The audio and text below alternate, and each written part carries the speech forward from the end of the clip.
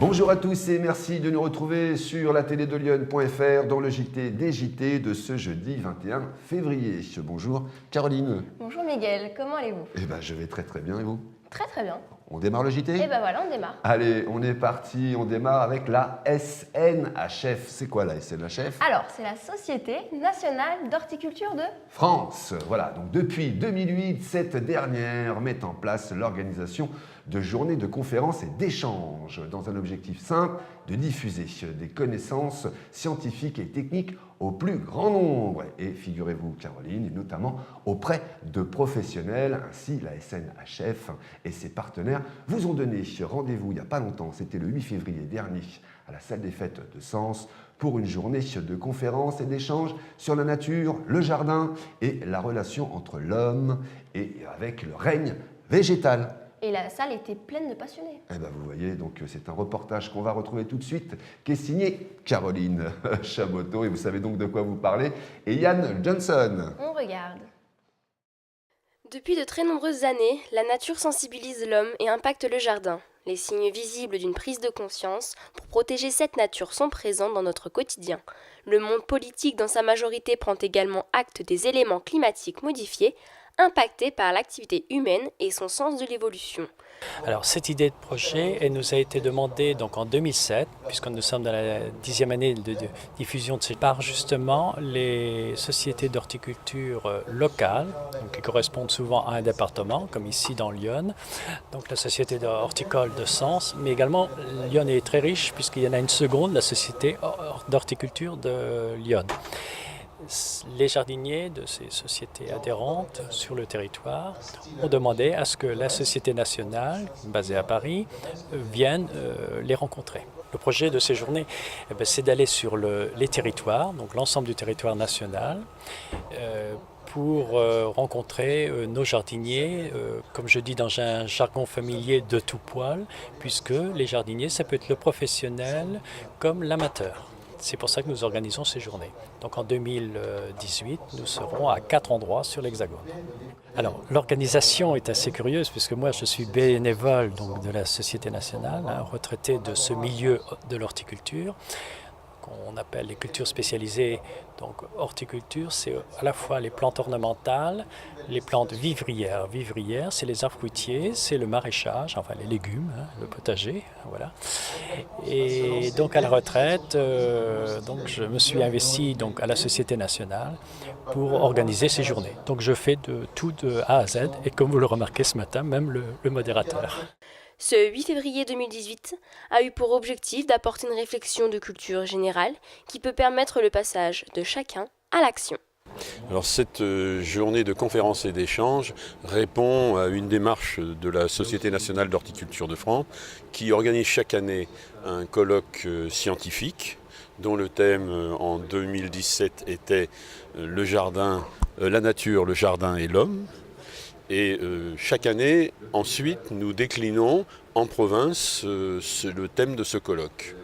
Bon, je pense qu'il y a deux objectifs, c'est diffuser la connaissance et effectivement échanger avec les différentes régions françaises sur cette thématique. En organisant donc des conférences, et puis bien entendu, c'est l'occasion d'échanges plus ou moins particuliers et également de faire connaissance aussi avec certains acteurs de la filière. On continue sans plus tarder avec le deuxième sujet du jour. L'équipe de Comcom TV vous fait découvrir les coulisses du cirque Medrano qui ravit depuis des décennies des petits et grands. Avec le cirque Medrano, le dépaysement est toujours garanti. Après avoir entraîné son public à Auxerre et à Joigny, sa troupe a débarqué à Sens pour 3 jours de représentation du 9 au 11 février avant de reprendre sa route et sillonner la carte de France en tournée. Et une équipe a tourné dans les coulisses du show juste avant la première. Et qui y était? Eh bien, il y avait bien sûr moi. Ah bah voilà. Il y avait Yann Johnson et Frédéric Brûlé-Barou. Ah oui, Frédéric aussi. Mais dites donc, il n'y a que moi qui ne suis pas allé alors. Oui, vous avez raté quelque chose. Ah bah bravo. Mais on va pas inviter aussi. Allez, on regarde. Habitué à la vie sénonaise, le cirque Medrano est revenu à Sens pour le plaisir des petits et grands avec son nouveau spectacle, le Festival international du cirque.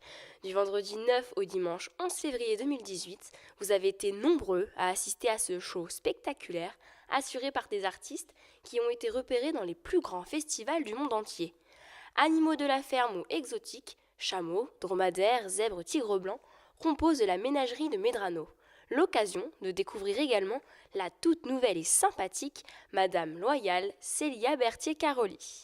Alors cette année, on a le Festival international du cirque, donc on va avoir des Cubains, des Équatoriens, nous avons un Français, Anthony Lefort, tout jeune, Auguste de Soirée, clown donc, nous appelons ça un Auguste de Soirée, qui a 21 ans, qui nous fait des très belles parties comiques, ça passe très très bien avec le public. Vous voyez, c'est les répétitions, on est encore en train de mettre la musique en place et tout.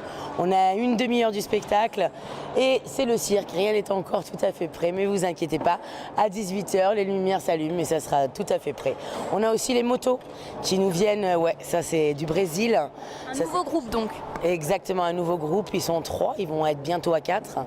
Donc non, on a pas mal de bonnes choses, on a de la contorsion, on a un numéro de trapèze qui est très très fort. Nous avons un numéro d'exotique complètement revu, numéro de fauve avec des tabis, tigres blancs, donc c'est des animaux assez rares. Mais la différence, c'est qu'on a essayé de faire un pot pourri encore un peu plus élargi, un peu plus différent. Donc on a par exemple moi qui change complètement, c'est Madame Loyale. Donc déjà c'est plus un monsieur qui présente ni rien, c'est moi qui fais les parties comiques aussi avec Anthony Lefort, donc le clown. Et c'est moi qui participe aussi avec les exotiques, tous les animaux, tout ça. Alors des numéros, on en a environ une quinzaine, D'accord. triés sur le volet. On a de la chanson, on a une jeune fille qui nous vient d'Ukraine, Tania, qui est notre chanteuse cette année. Donc on essaye naturellement, un chanteur va en valoir un autre, mais on essaye quand même de donner tout le temps un petit coup de renouveau, de jeunes, de différence. Et on a un troupeau de dromadaires qui fait une belle routine, un beau numéro. Et ensuite on a tous des animaux exotiques, donc Vatouzi, yak, zébunin, les bébés. On a eu beaucoup de naissances cette année au cirque. Donc tout cela, on essaye d'en faire une petite parade à la fin du numéro, qui sont tous ensemble en piste. Tout dépend de l'animal, il faut y aller avec beaucoup de douceur et beaucoup de tranquillité. Vous allez avoir un animal, un dromadaire qui va travailler après 4 mois, puis on a un autre qui va prendre un an. C'est comme nous, hein, comme les adultes, c'est comme nos enfants, il y en a qui sont très bons à l'école, d'autres moins. On est très content d'être ici en tout cas. On est super bien accueillis par la municipalité de Sens. Vous voyez, on a un emplacement magnifique en plein milieu de la ville. C'est vraiment pas souvent, c'est pour ça que je tiens à le dire. C'est super gentil et le cirque en a besoin. Bonsoir. Bienvenue, c'est combien de personnes d'où? Allez, sans transition, Caroline, figurez-vous que le 7 février 2018, c'est-à-dire cette année, a été organisé le CIVOM du Nord-Sénonais de Villeneuve-la-Guyarde. C'était les 7e rencontres de l'emploi et de la formation qui ont lieu, donc, et Jean-Claude, figurez-vous, le roi, avec Lucie, Juliette et Maxence, vont nous en dire beaucoup plus dans le reportage qui suit. Eh bien, on les regarde, on les écoute. Allez, c'est parti. Alors la journée de la formation et de l'emploi, c'est les maires des communes qui ont décidé de mettre en place cette journée, parce que nous avons des demandeurs d'emploi qui sont importants à nos yeux. Il y a des pourcentages, c'est vrai, mais nous en nombre, le nombre nous paraissait important dans chacune des communes. Donc nous avons décidé de faire une action pour ces demandeurs d'emploi. Donc nous les communes, les communes du syndicat, du CIVOM, ont décidé de s'unir pour travailler sur ce sujet. De ce fait, le fait de faire venir des entreprises, faire venir des organismes de formation, faire venir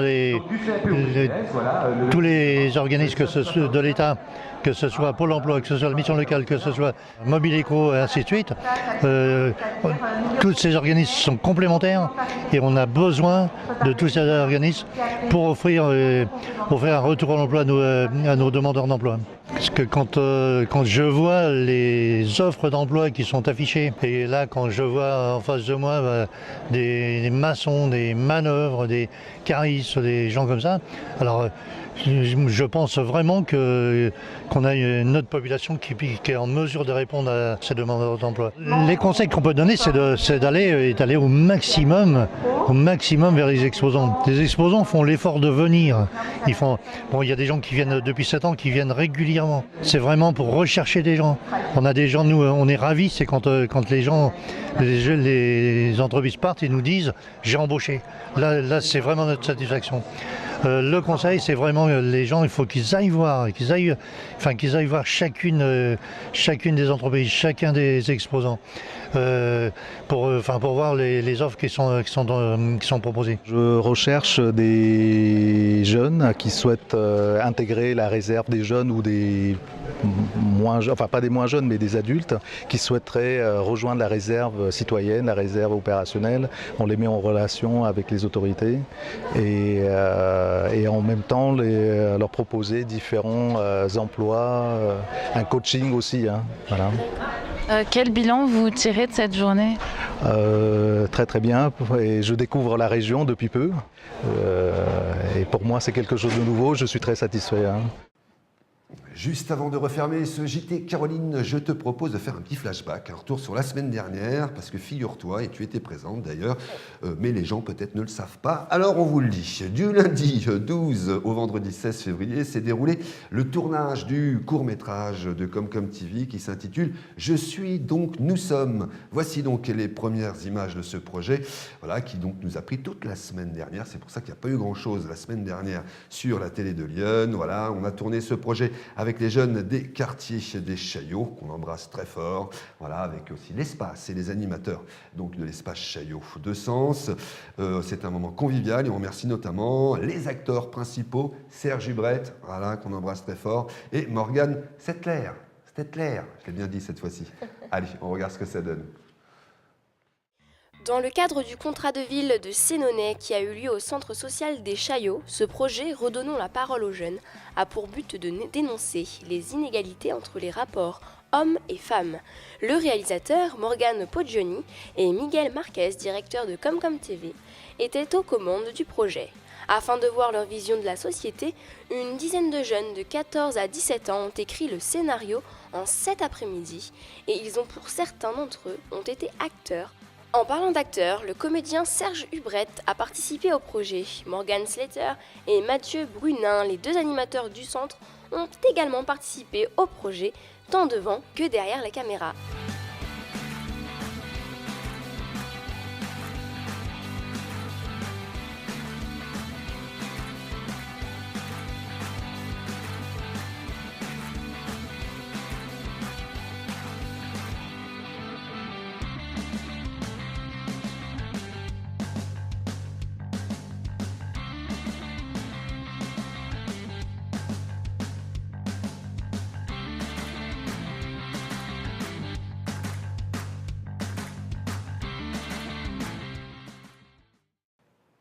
Voilà, ce court-métrage donc sortira mars. Alors une première projection sera faite en interne avec les jeunes et ensuite il y aura évidemment une projection, voilà, avec le plus grand nombre où vous serez évidemment invités pour voir le travail de ces jeunes. Caroline, on finit ce JT avec des sorties, trois sorties. Eh bien oui, alors ouvert tous les jours sauf le mardi, Denis Darzac, photographe originaire de Lyon, expose ses clichés à l'Orangerie, donc derrière le musée, oui, dans lesquels il questionne la place de l'individu dans la société, son rapport à l'autre et au monde. Donc ça, c'est très philosophique. Ah oui, c'est... L'exposition n'apporte pas de réponse, mais c'est à chacun de s'interroger et d'y réfléchir. Eh ben, voilà. Il suffit, voilà, de donner sa propre réponse et chercher, voilà, des éléments de réponse en tous les cas face à la photo, c'est ça? C'est ça, voilà.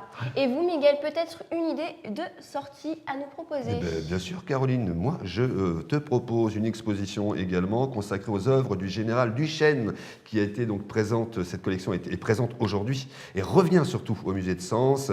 Voilà, ces pièces ont été prêtées au musée de la Légion étrangère à Aubagne et pour une exposition à Turin.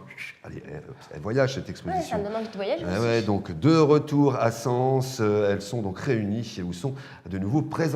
Voilà, c'est du 21 février au 23 avril. Tous les renseignements sont écrits en dessous. Voilà, Caroline, 2 sorties. Vous avez la rubrique On sort pour annoncer beaucoup plus de sorties pardon, du week-end. Ouais, et puis il était pas mal le On sort. Oui, Aurélie fait un très bon travail qu'on embrasse aussi très fort. On se retrouve, nous, mercredi prochain. Exactement. Voilà, bon pour week-end. de nouvelles actualités. Ouais, et ben bon week-end, Caroline. Bon week-end. Bye bye. Bye bye.